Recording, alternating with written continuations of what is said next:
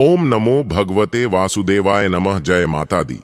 इस बार अगहन मास पूर्णिमा तिथि कब है और पूर्णिमा की पूजा कैसे करें, वीडियो के अंत तक और पूर्णिमा से जुड़ी संपूर्ण जानकारी आज के खास वीडियो में जरूर से जानिए।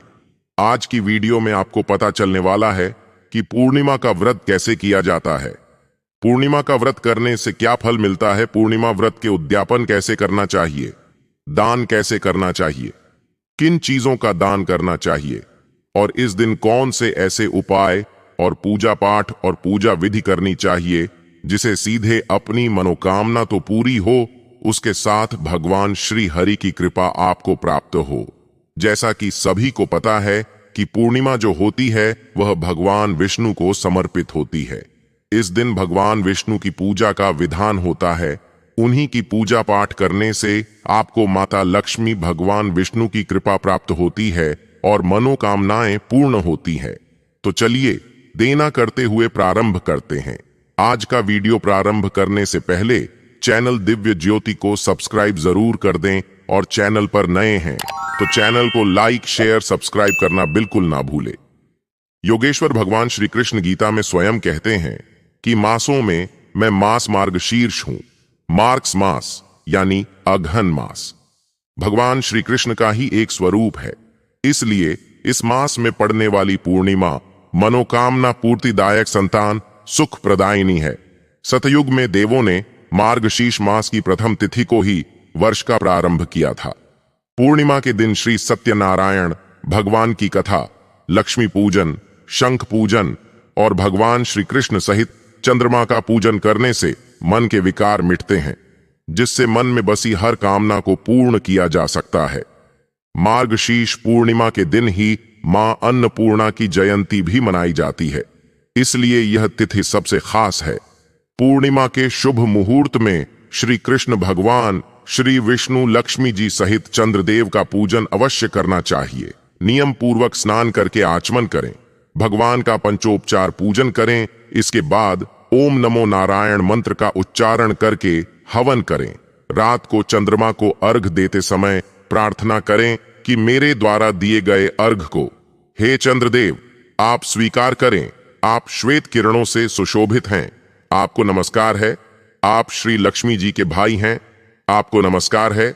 और फिर मार्च पूर्णिमा या फिर उसके ठीक अगले दिन अपनी सामर्थ्य के अनुसार आप ब्राह्मणों को भोजन करा सकते हैं, उन्हें दान देकर विदा कर सकते हैं। और पूर्णिमा के दिन माता, बहन, पुत्री या फिर परिवार की अन्य स्त्रियों को भी वस्त्र देने चाहिए। पूर्णिमा के शुभ मुहूर्त में भक्त द्वारा की गई भगवान की मानसिक पूजा भी संपूर्ण फल प्रदान करती है। अपने विशिष्ट गुणों के कारण मार्गश पूर्णिमा दुर्भाग्य को सौभाग्य में बदलने की क्षमता भी रखती है। अगर किसी व्यक्ति को लंबे समय से कोई कष्ट है तो वह मार्गशीर्ष पूर्णिमा के दिन व्रत रखकर स्नान ध्यान द्वारा अपने दुर्भाग्य को सौभाग्य में बदल सकता है। मां अन्नपूर्णा को शास्त्रों में संसार के भरण पोषण की देवी कहा जाता है। उन्हें अन्न की देवी माना जाता है। धार्मिक मान्यता है कि एक बार जब काशी में अकाल पड़ा तो लोग भूख से व्याकुल होने लगे, तब भगवान शिव ने लोगों की सहायता की। अगहन पूर्णिमा के दिन ही माता पार्वती ने अन्नपूर्णा का रूप धारण किया और फिर भगवान शिव ने लोगों की भूख मिटाने के लिए मां अन्नपूर्णा से भिक्षा मांगी थी। इसके बाद मां अन्नपूर्णा ने वचन दिया कि काशी के लोग अब कभी भूखे नहीं रहेंगे, इसलिए मां अन्नपूर्णा को अन्न, भोजन और समृद्धि की देवी कहा जाता है। अन्नपूर्णा जयंती के दिन रसोई घर में मां अन्नपूर्णा की तस्वीर रखकर पूजा की जाती है। साथ ही इस दिन रसोई में चूल्हे की भी पूजा करें और इस दिन उपवास रखना संभव हो तो उपवास भी जरूर रखें। अन्नपूर्णा जयंती के दिन गरीबों को भोजन दान करना चाहिए। ऐसा करने से मां अन्नपूर्णा की कृपा दृष्टि बनी रहती है। इस बार पूर्णिमा की तिथि 2 दिन है, तो ऐसे में व्रत किस दिन रखा जाएगा, किस दिन स्नान दान करना ज्यादा सही रहेगा, अब आपको बताते हैं। पूर्णिमा तिथि प्रारंभ होगी 14 दिसंबर शनिवार को शाम 4:59 से और 15 दिसंबर रविवार को दोपहर 2:31 पर पूर्णिमा तिथि समाप्त होगी। इसलिए इस बार 14 दिसंबर शनिवार को पूर्ण व्रत रखा जाएगा। अन्नपूर्णा जयंती भी इस दिन मनाई जाएगी और दत्तात्रेय जयंती भी इसी दिन मनाई जाएगी। और 15 दिसंबर रविवार को भी इस बार पूर्णिमा का व्रत रखा जाएगा। पूर्णिमा का जो स्नान दान है वह उदय तिथि के अनुसार किया जाता है, तो आप 15 दिसंबर को ही स्नान दान भी कर सकते हैं, क्योंकि पूर्णिमा के व्रत में तुलसी जी की और पीपल के पेड़ की पूजा की जाती है। तो रविवार के दिन तुलसी जी में जल अर्पित नहीं किया जाएगा, नहीं पीपल के पेड़ का पूजन किया जाएगा।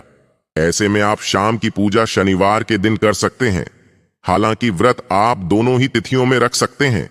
जिस तिथि में भी आप व्रत रख रहे हैं उस दिन आपको पूर्णिमा के नियमों का पालन करना चाहिए। 14 दिसंबर शनिवार को सूर्योदय होगा सुबह 7:40 पर, सूर्यास्त शाम 5:20 पर होगा। ब्रह्म मुहूर्त सुबह 5:28 से 6:11 तक रहेगा।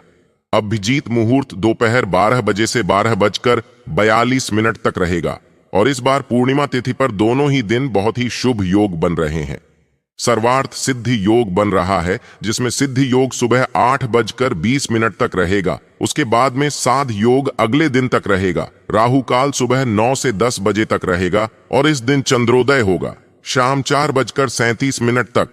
तो शाम को चंद्रोदय होने पर आप इसके बाद से कभी भी चंद्र देवता की पूजा करके व्रत का पारण कर सकते हैं। अब बात करते हैं 15 दिसंबर रविवार के मुहूर्तों के बारे में। तो इस दिन सूर्योदय होगा सुबह 7:41 पर, सूर्यास्त शाम 5:31 पर होगा। ब्रह्म मुहूर्त सुबह 5:25 से 6:19 तक रहेगा। साध्य योग सुबह 5:57 तक रहेगा और बाद में शुभ योग प्रारंभ हो जाएगा। तो आपकी जो भी मनोकामना है उसके लिए आप कोई खास उपाय यदि करना चाहें तो आप इन शुभ योगों में कर सकते हैं। अभिजीत मुहूर्त दोपहर 12 बजे से 12:43 तक रहेगा, जिसमें आप श्री सत्यनारायण भगवान की पूजा करके कथा का श्रवण कर सकते हैं। अमृतकाल शाम 6:06 से 7:36 तक रहेगा। राहुकाल रहेगा शाम 4:30 से 6 बजे तक। राहुकाल को अशुभ मुहूर्त माना जाता है, तो कोई भी शुभ काम आप इस समय में ना करें।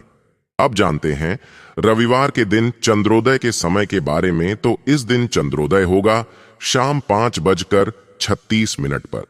हालांकि पूर्णिमा तिथि दोपहर तक ही समाप्त हो गई होगी, क्योंकि यही कारण है कि जब भी लोग पूर्णिमा का उपवास रखते हैं तो शाम को जिस समय चंद्रमा उदय हो रहे हो उस समय पूर्णिमा तिथि यदि विद्यमान होती है तो उस तिथि में पूजा करना या व्रत रखना ज्यादा सही मानते हैं।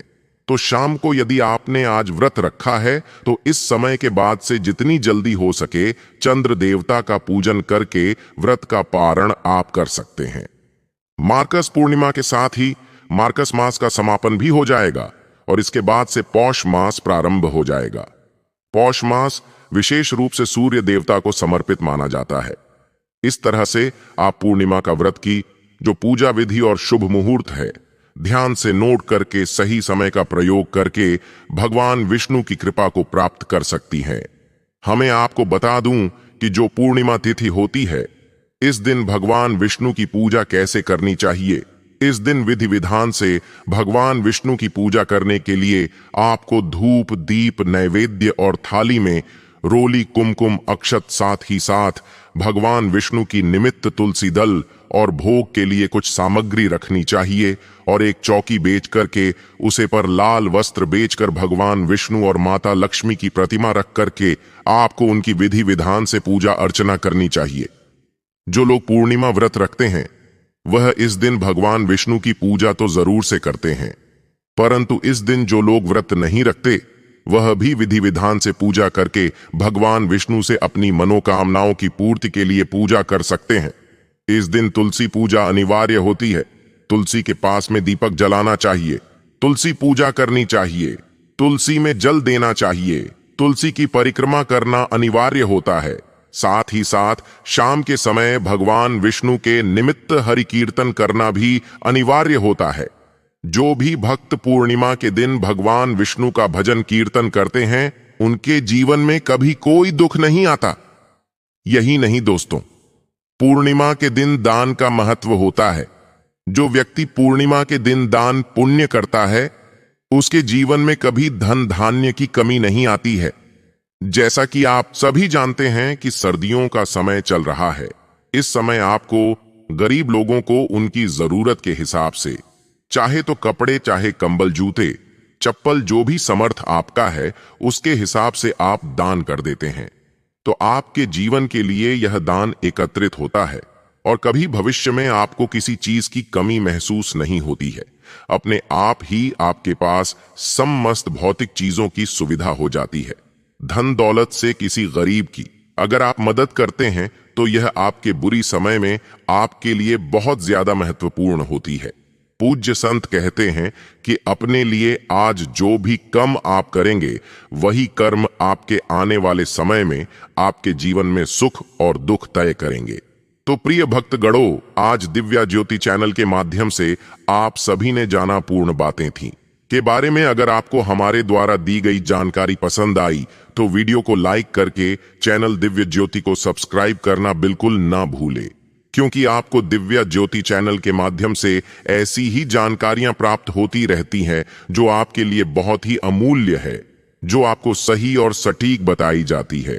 अगर आपको हमारे द्वारा दी गई जानकारियां पसंद आती हैं तो वीडियो शेयर करना बिल्कुल ना भूले, और अभी तक चैनल सब्सक्राइब नहीं किया तो जरूर से करें।